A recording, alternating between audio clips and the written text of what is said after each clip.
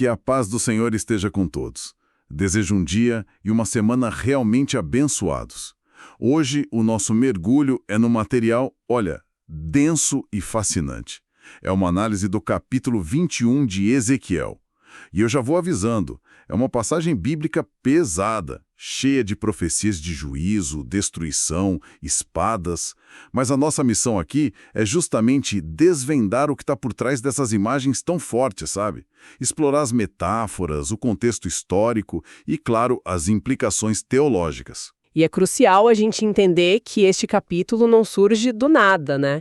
Ele é o clímax de uma longa sessão no livro de Ezequiel, que os estudiosos até chamam de a decadência de Israel. O texto vem construindo, capítulo após capítulo, um cenário de desobediência, de quebra de aliança, que, na lógica da narrativa, inevitavelmente levaria a um juízo severo. Exato. Então, o que a gente lê no capítulo 21 é a consequência de uma história que já vinha se desenrolando há muito tempo. Certo. Então vamos lá, vamos desembrulhar isso. O material que a gente está usando começa de um jeito muito inteligente. Ele mostra que os capítulos 20 e 21 funcionam como um par. Um é o enigma, o outro é a resposta. No capítulo 20, a profecia é toda em código, uma parábola. Deus manda Ezequiel profetizar contra uma floresta na terra do Negueb, dizendo que um fogo incontrolável vai consumir tudo. Todas as árvores, né? O texto especifica. Isso, tanto as verdes quanto as secas. É uma imagem poderosa, mas bem abstrata. Com certeza, uma imagem que com certeza deixou os primeiros ouvintes se perguntando: tá, mas do que ele está falando, que floresta é essa? E aí, o capítulo 21 chega para decifrar tudo. É como se dissesse: olha, vocês não entenderam a metáfora, deixa eu desenhar para vocês. E a tradução desse enigma é brutal. O texto revela que a floresta é Israel, o sul é Jerusalém, e o fogo... Não, o fogo... Não é fogo, é uma espada. A imagem muda de um desastre tipo natural para um ato de guerra deliberado, uma ação militar. Mas a parte que realmente me pegou, que o texto destaca com muita força, é o alcance dessa espada. Sei aonde você vai chegar. A profecia diz que ela viria para eliminar tanto o justo quanto o ímpio. Peraí, como assim? Isso soa terrivelmente injusto, né? É. A vida inteira a gente ouve que Deus protege os justos. Como que o texto concilia essa imagem de um juízo que não faz distinção? Isso me parece um problema teológico enorme. E é mesmo um problema se a gente pensar com uma lógica, assim, simplista de recompensa e punição individual. Mas a chave para entender isso, e o material explora muito bem, é que não se trata de um juízo sobre o destino eterno de cada alma. Ah, entendi. É um juízo histórico e nacional. Pensa bem, quando um exército inimigo invade uma nação, a calamidade é coletiva. A fome, a destruição da cidade, o exílio, atinge todo mundo. Atinge todo mundo que está no caminho, independente do caráter pessoal. A árvore verde, o justo, sofre as consequências da queda da floresta, junto com a árvore seca, o ímpio. Faz sentido. É uma tragédia nacional. E na guerra, infelizmente, não existe imunidade diplomática para os bons, sabe? A justiça eterna de Deus para cada indivíduo é outra conversa. Mas aqui o foco é o colapso de uma nação inteira. Entendi. É uma perspectiva mais ampla, sobre o destino de um povo, e não só de uma pessoa. E essa imagem da espada é martelada no texto, né? Aparece umas 15 vezes em pouquíssimos versículos. Não tem como ignorar. Juízo. Quem é que está segurando essa espada? Bom, historicamente a resposta é muito clara. Nabucodonosor, o rei do Império Babilônico. E a gente precisa pintar o cenário da época. A Babilônia era a superpotência do momento. Uma máquina de guerra implacável, que estava se engolindo os reinos menores ali no Oriente Médio.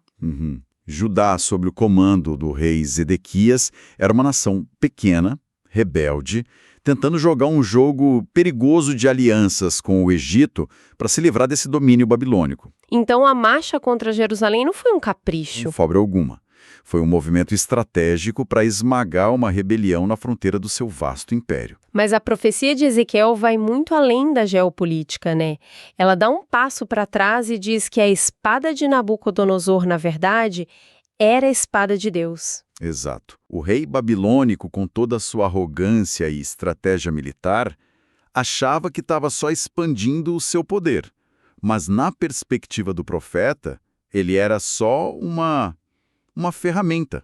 E aí você tocou num dos conceitos teológicos mais complexos e centrais da Bíblia: a soberania de Deus sobre a história. A visão que o texto apresenta é que Deus pode usar nações, reis pagãos, impérios inteiros que nem mesmo o reconhecem como instrumentos para cumprir seus propósitos. Nossa, Nabucodonosor, do ponto de vista dele, estava jogando xadrez geopolítico.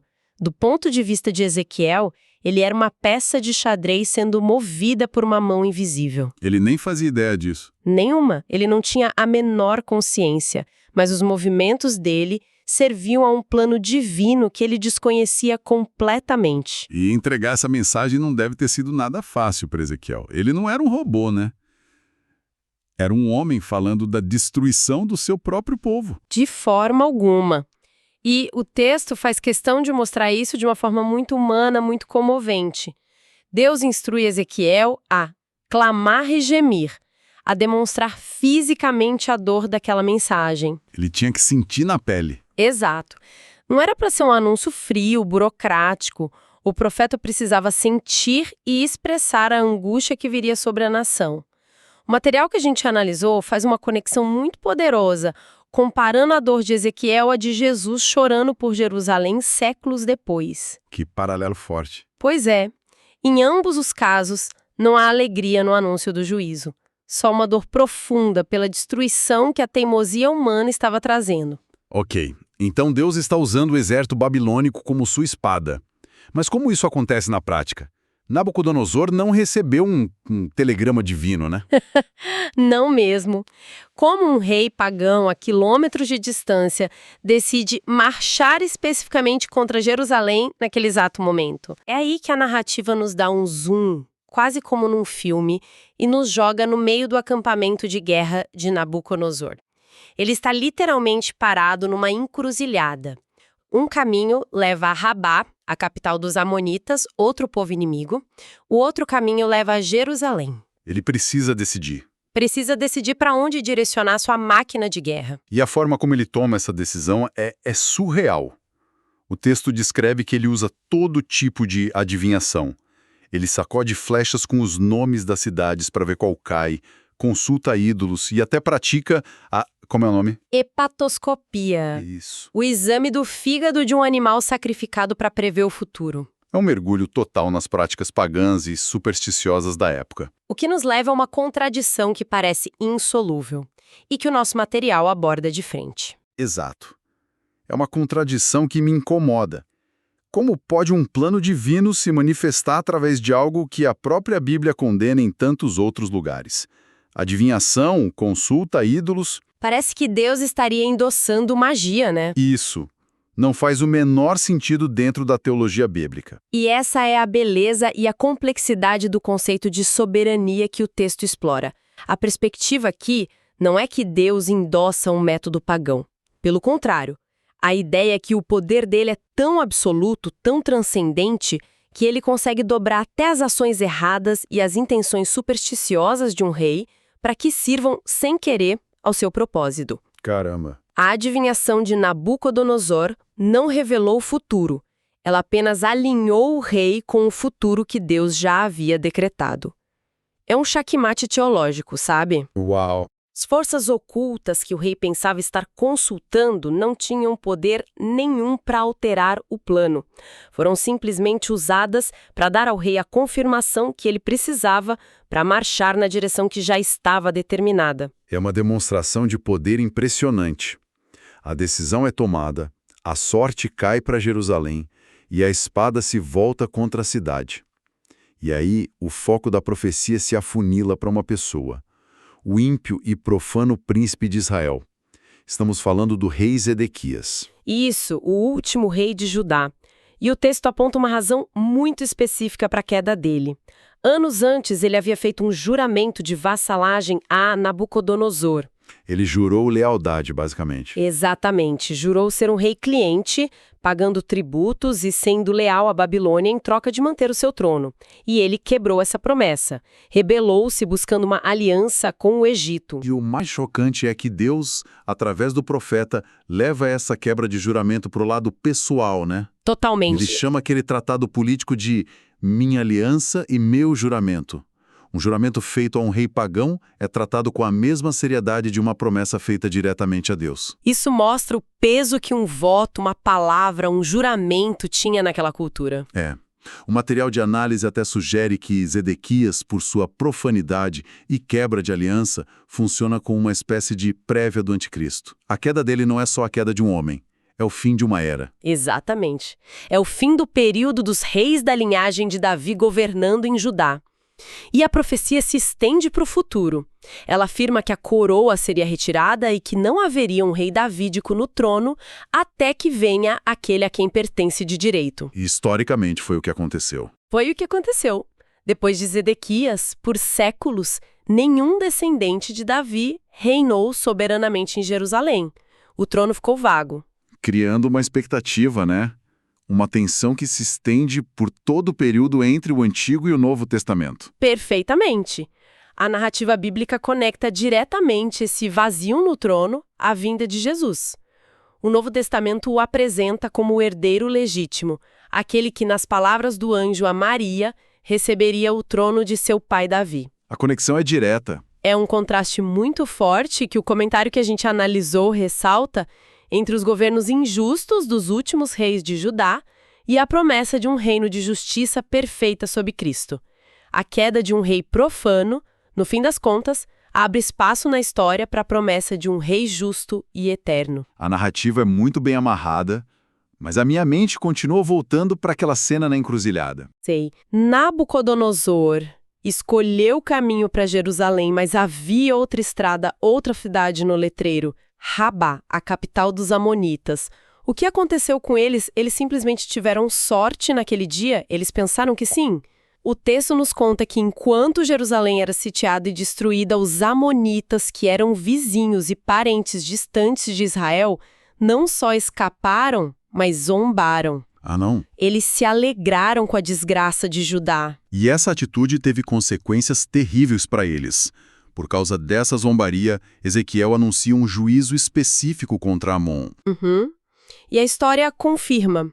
Cerca de 5 anos depois da queda de Jerusalém, o mesmo exército babilônico que eles viram passar ao lado voltou. Nabucodonosor marchou contra Rabá e devastou o reino deles. A alegria durou pouco. E aqui está a lição ética atemporal que o nosso material extrai dessa subtrama. O texto deixa claro um princípio. Deus odeia quando alguém demonstra prazer pela desgraça dos outros. O famoso Schadenfreude. Exato. Essa alegria com o sofrimento alheio é tratada como um pecado gravíssimo.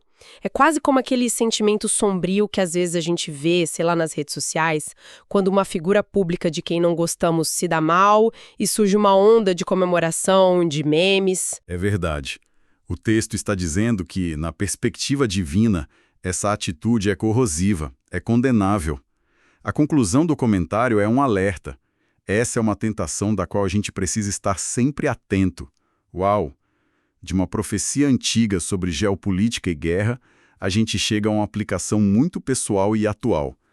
Então, tentando amarrar tudo isso, o que essa análise nos revela?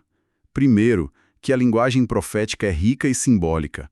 Um enigma que nos força a pensar, né? Com certeza. Segundo, que a soberania divina na história é um conceito complexo, que pode operar através de meios surpreendentes e até mesmo de ações humanas moralmente questionáveis. E por fim, que no meio de grandes narrativas sobre a ascensão e queda de impérios, a gente encontra lições éticas profundas sobre a seriedade das nossas palavras e a perversidade de nos alegrarmos com o infortúnio alheio. Síntese perfeita. E talvez a reflexão final que fica, a provocação para quem nos ouve, seja sobre como nós mesmos lemos os eventos do nosso tempo. A análise de Ezequiel nos mostra um plano divino se desenrolando por trás das decisões estratégicas, das superstições e da brutalidade de um rei pagão. É verdade. Isso nos convida a pensar de que formas podemos tentar enxergar um propósito ou uma ordem por trás dos eventos aparentemente caóticos e desconectados do mundo hoje. Não para ter respostas fáceis ou prever o futuro, mas para manter uma perspectiva de que talvez exista um quadro maior, um propósito mais profundo do que aquele que a gente consegue ver no nosso dia a dia. Um convite para olhar além do caos imediato e buscar um significado maior. Com uma excelente reflexão para a gente encerrar. Que Deus abençoe a todos.